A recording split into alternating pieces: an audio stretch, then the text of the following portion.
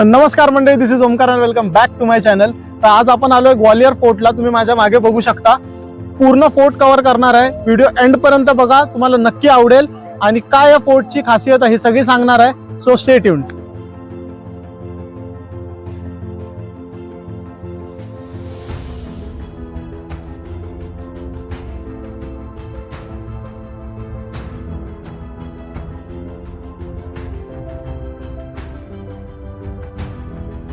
ग्वालियर किल्ल्याचा इतिहास जवळपास 1500 वर्षापूर्वीचा आहे. लोककथेप्रमाणे राजा सूरजसेन हे एका आजाराने त्रस्त होते. त्यांची भेट झाली संत गौपिला यांच्याशी. त्या संतांनी त्यांना एक अद्भुत जलकुंड दाखवले आणि त्या पाण्याने राजा बरे झाले. कृतज्ञतेपोटी राजाने या टेकडीवर किल्ला बांधला आणि त्या संताच्या नावावरून या ठिकाणाला ग्वालियर हे नाव पडलं. इथून खाली बघायला एवढं भारी वाटतंय ना. हा पूर्ण व्ह्यू खाली सिटीचा दिसतोय. खूप भारी बनवलंय आहे की नाही. ही जी जागा आपण बघतोय, इथे राजा आपल्या जनतेचे प्रश्न सोडवत असे.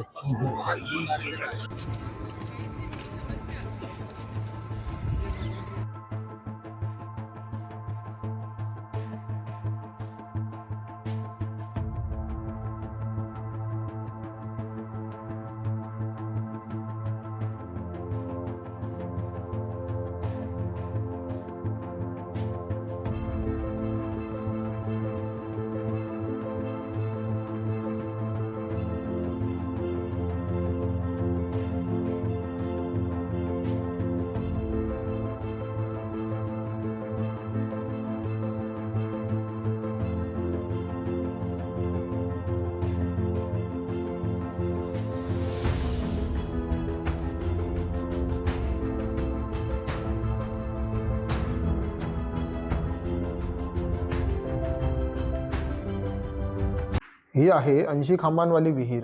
शिव मंदिरच्या समोर ही 80 खांबांवाली विहीर आहे. याच विहिरीचं पाणी राजा मानसिंग शिव मंदिराच्या पूजेसाठी वापरत होते. बघू शकता माझ्या समोर ही आहे विहीर. इथली खूप मोठी आहे आणि ह्यांना बाहेरून दरवाजा केलाय जो आता बंद आहे सध्या.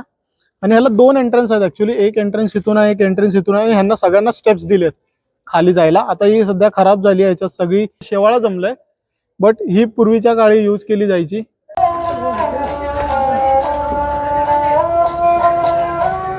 हा आहे साईट लोकेशन प्लॅन आहे फोर्टचा. पूर्ण दगडावर बनवलाय.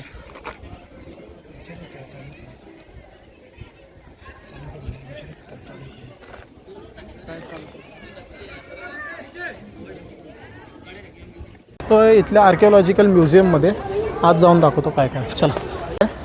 की आत व्हिडिओ बनवणं अलाउड नाही. ते आलात तर प्लीज व्हिडिओ बनवू नका. आता जस्ट आपण आर्किओलॉजिकल म्युझियम मधून बाहेर आलोय आणि इथे जाताना तुम्हाला 5 रुपयाची एक तिकीट घ्यावी लागते आत जायच्या आधी. खरंच म्युझियम खूप सुंदर आहे. आपल्या देवी देवतांचे सगळे मूर्त्या आत ठेवलेले आहेत. जे ज्यांचे फेस खराब केले आहेत किंवा काय मूर्त्यांची तोडफोड झालेली आहे ते सगळ्या मूर्त्या आत आहेत. बघण्यासारखं खूप भारी.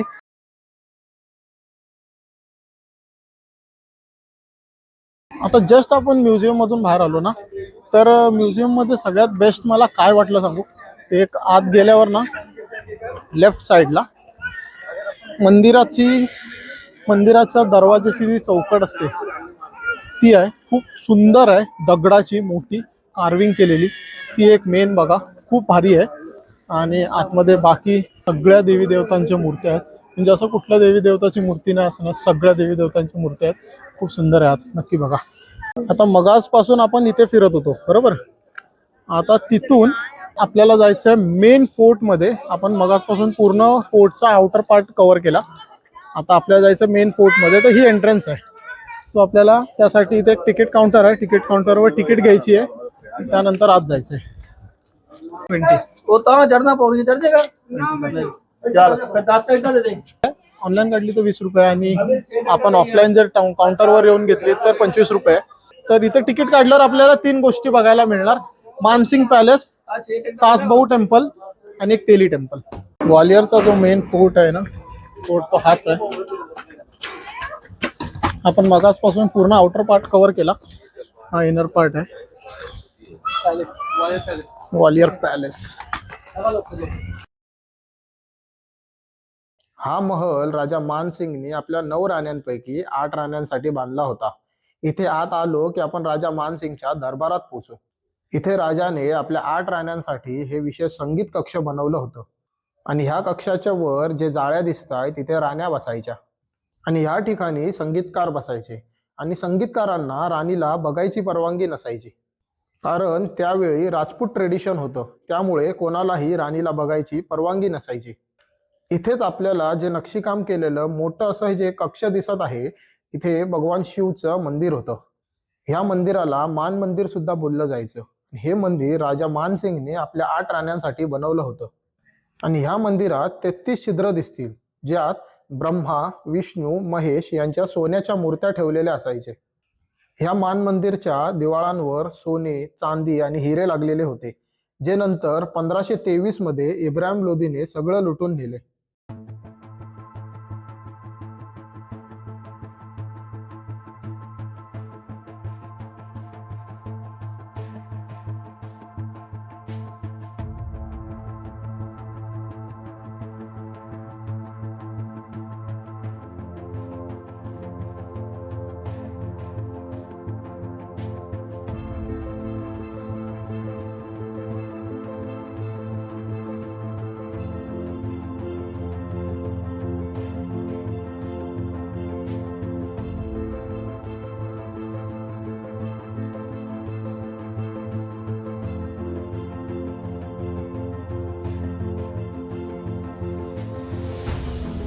आता इथून खाली गेलो की आपण किल्ल्याच्या खाली पहिल्या मजल्यावर प्रवेश करतो. हा महल टोटल 6 मजली बनलेला आहे, ज्यातले 3 मजले जमिनीच्या आत आहेत. इथे खाली ह्या ठिकाणी आलो की वर 8 कुंड्या दिसतील. 8 झुले होते, जे राजाने आपल्या 8 राण्यांसाठी बनवले होते. आणि जेव्हा हा किल्ला मुघल सल्तनतीत गेला, तेव्हा औरंगजेबने ह्या जागेला फासीघर बनवले. आणि औरंगजेबने आपल्या भावाला म्हणजे मुरादला इथेच फाशी दिली होती. आता आपण किल्ल्याच्या दुसऱ्या मजल्यावर आहोत. जेव्हा राजा शिकारीला जात असत, तेव्हा ह्या कक्षात राणी त्यांची वाट बघत असायचे. आता आपण मानसिंग महलाच्या दुसऱ्या अंगणात आहोत. त्या काळी भारत भ्रमण करायला आलेल्या चायनीज व्यापाऱ्यांसाठी इथे रंगमहल तयार केला गेला होता. म्हणून इथे आपल्याला चायनीज ड्रॅगन आणि इथल्या बांधकामाचं स्वरूप चायनीज शैलीत दिसून येतं. आणि ह्याच जागेवर राजा मानसिंगच्या वेळी ओपन डान्सिंग हॉल होता. या महलात आपल्याला 500 वर्ष जुना कूलर सिस्टम सुद्धा बघायला मिळतो. ही जागा गरमीच्या वेळी राजाचं बेडरूम असायचं. 350 फूट उंचावर असल्या कारणे जेव्हा हवा त्या महलाच्या भिंतींना हादळून जायची, तेव्हा इथला एअर कूलिंग सिस्टम मुळे इथे गारवा राहत होता. हा आता गेलेला तो कसा वाटला सांगा? खरंच बुलबुलैया आहे. म्हणजे आज जर होय होय खरंच, म्हणजे 4 साईडने असं फिरून जाऊन तिथेच येतो, फिरून फिरून परत तिथेच येतो तो. खूप मस्त आहे, खूप सुंदर जागा आहे. आत्ता इथून आपण जातोय ना, इथे 8 जागा आहेत. 8 Karna Mahal, Vikram Mahal, Jahangir Mahal, Shahjahan Mahal, senate of Bhimsingh Rana, Jawahar Kund, Dodapur gate, किल्ला बुर्ज, आकामा. 5 वाजेपर्यंत टाइम आहे, तो फटफट कव्हर करणार आहे. यायला परत एक तिकीटचं हे आहे.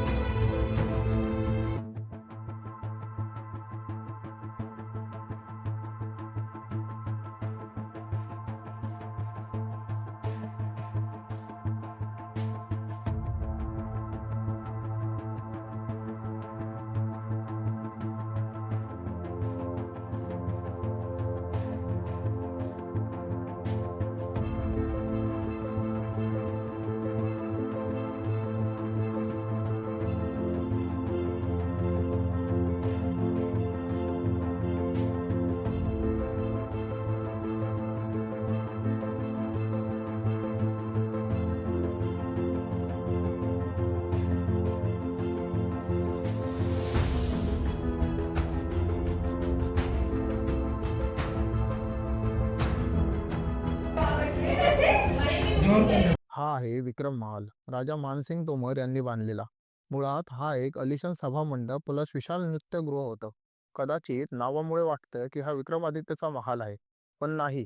तोमर राजवाटीतील एक भाग जिथे संगीत, कला आणि नृत्याची साधना केली जात असे. मोठ्या खांबांची रांग, उंच छत, खुली हवा आणि नैसर्गिक प्रकाश यांचं मिश्रण हे सर्व काही रॉयल डान्स परफॉर्मन्ससाठी परफेक्ट होतं. आता आपण आलो आहोत जहांगीर महालात. हा महाल कोणत्याही सम्राटच्या कायमस्वरूपी मुक्कामासाठी नाही बनवला गेला. हा होता एक गेस्ट हाऊस, पण मुघलांसाठी. इतिहास सांगतो राजा मानसिंग तोमर आणि त्यानंतर ग्वाल्हेरचे शासक कधी-कधी दिल्लीच्या संबंधात असल्यामुळे जेव्हा मुघल सम्राट विशेषतः जहांगीर ग्वाल्हेरवरून जात असे, तेव्हा त्याला थांबण्यासाठी ही खास वस्तू तयार करण्यात आली. मोठे मोठे कमानी, दगडात असलेले सूक्ष्म नक्षीकाम, हवेशीर खोल्या आणि गडीत आत असूनही एक राजशाही शांतता. मुघल आणि राजपूत दोन्ही शैलींचा सुंदर संगम इथे दिसतो. या महलातील सगळ्यात हटके भाग म्हणजे पाण्याचे कुंड. या जागेबद्दल दोन मोठ्या कथा सांगितल्या जातात. एक म्हणजे राजघराण्याचं स्नानगृह. म्हणतात की हे कुंड खास राजवाड्यात थांबलेल्या पाहुण्यांसाठी बनवलेलं प्रायव्हेट स्नानगृह होतं. इथे पाणी सतत वाहत असे, त्यामुळे हे नेहमी स्वच्छ राहतं. दुसरं म्हणजे गुप्त संरक्षण व्यवस्था. काही इतिहासकार सांगतात की हे फक्त स्नानगृह नव्हते, हे होते एक गुप्त जलटाकी, ज्या पाण्याचा वापर युद्ध काळात किल्ल्यातल्या जवानांना केला जायचा. किल्ला उंचावर असल्यामुळे पाणी साठ्याची ही पद्धत आणि रचना केली गेली होती.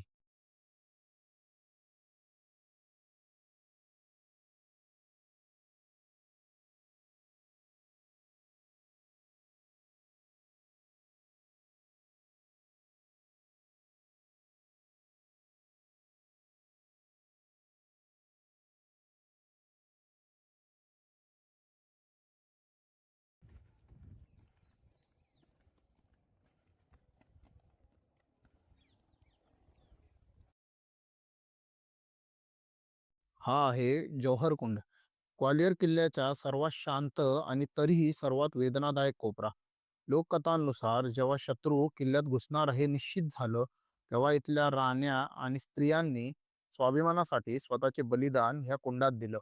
या दगडांमध्ये आजही त्या अमरणाची, त्या वेदनांची सावली आहे.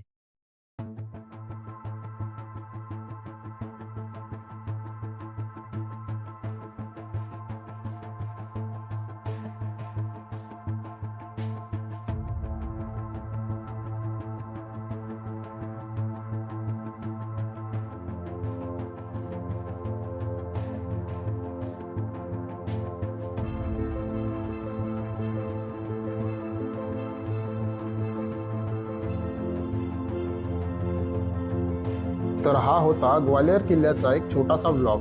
तर असेच ट्रॅव्हल प्लस मालवणी व्लॉग आवडत असतील तर लाईक करा, शेअर करा आणि फॉलो करायला विसरू नका. आणि पुढचं कोणत्या लोकेशनला जाऊ हे मला कमेंटमध्ये नक्कीच सांगा. भेटूया एका नवीन व्हिडिओत एका नवीन ठिकाणी. देवा काळजी.